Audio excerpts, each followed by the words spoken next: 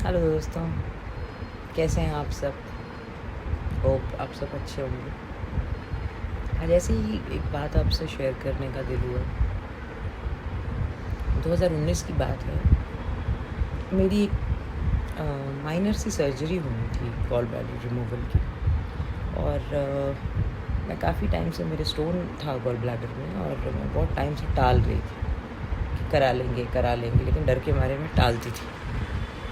तो 2019 में मेरे हस्बैंड ने जब देखा मेरा पेन इतना बढ़ता जा रहा था, फाइनली डिसाइडेड कि नहीं, अब करनी ही है सर्जरी। तो सर्जरी, अब डॉक्टर अच्छे हो मिले, उन्होंने अच्छी सी सर्जरी कर दी। एक दिन में सर्जरी हो गई, नेक्स्ट डे मैं घर आ गई। अच्छा, सर्जरी तो अच्छे से हो गई।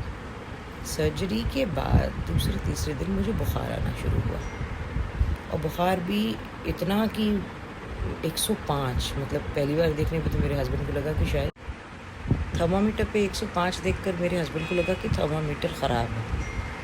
बहरहाल मुझे बहुत ठंड लग रही थी और बुखार नहीं उतर रहा था। 2-3 दिन हो गए, तो हमारी नेबर डॉक्टर ही हैं, तो उन्होंने देखा मुझको और उन्होंने बोला कि आप फ़ौरन अस्पताल वापस लेकर जाइए, बिकॉज़ ये सर्जरी रिलेटेड कोई कॉम्प्लिकेशन है।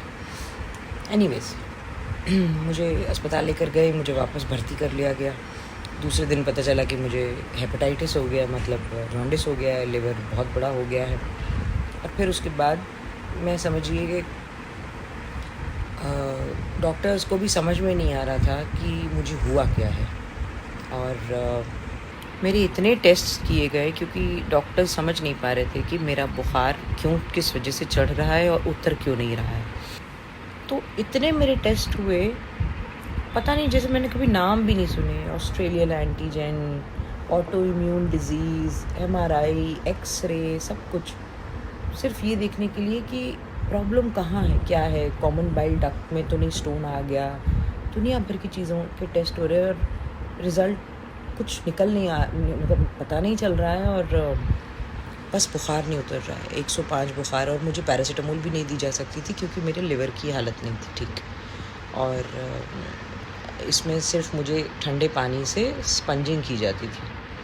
मेरे को इतनी ठंड लगती थी और उसमें ये होती थी, तो मेरी बड़ी दुर्गति हो गई थी। हाथ में मेरे वो सलाइन जो लगाई हुई थी, तो मेरे हाथ सूज गए थे, क्योंकि क्लॉटिंग हो जाती है हाथ में। तो दबा के नर्स जब दवा अंदर डालती हैं तो इतना दर्द होता है। तो जी मेरा 7 दिन में कुछ 7 से 8 किलो वज़न भी मेरा गिर गया, ऑल मसल मास।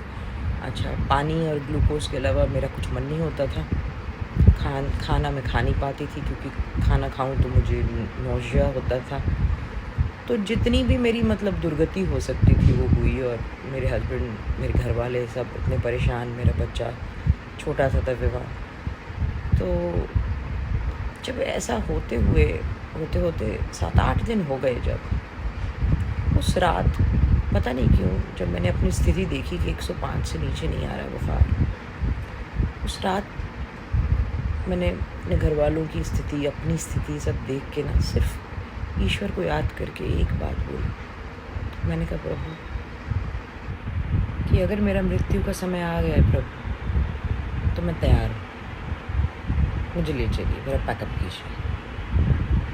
लेकिन अगर आज या अभी या अगले कुछ दिनों में ये मेरा मृत्यु का समय नहीं है, अगर आप मुझे जीवित रखना चाहते हैं, तो फिर आप मेरा बुखार तोड़ दीजिए। और अगर लेके जाना चाहते हैं तो मैं तैयार हूँ। मैं अब आप पर छोड़ती हूँ। तो जिसको कंप्लीट सरेंडर कहते हैं ना, मैंने ईश्वर पे वो कर दिया। और मैंने कहा, मैंने अपने चप्पू छोड़ दिए। मैंने कहा, अब तू जहाँ ले जाएगा मैं खुश हूँ, हर सिचुएशन में।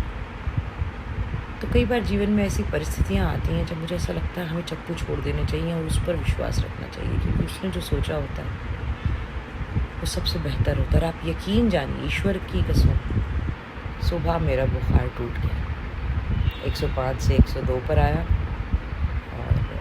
और उसके 2 दिन बाद मुझे डिस्चार्ज कर दिया गया कि घर जाकर आप ये दवाएं कंटिन्यू करिए, धीरे धीरे फ़र्क पड़ जाएगा। और सच में मुझे ऐसा लगता है ईश्वर हमसे सरेंडर ही चाहते हैं, और उस वक्त वो मुझसे सरेंडर ही चाह रहे थे। जब मैंने एकदम अपनी तरफ से उनसे कह दिया कि मैं तैयार हूँ, तो शायद उन्होंने जो ठीक समझा वो किया।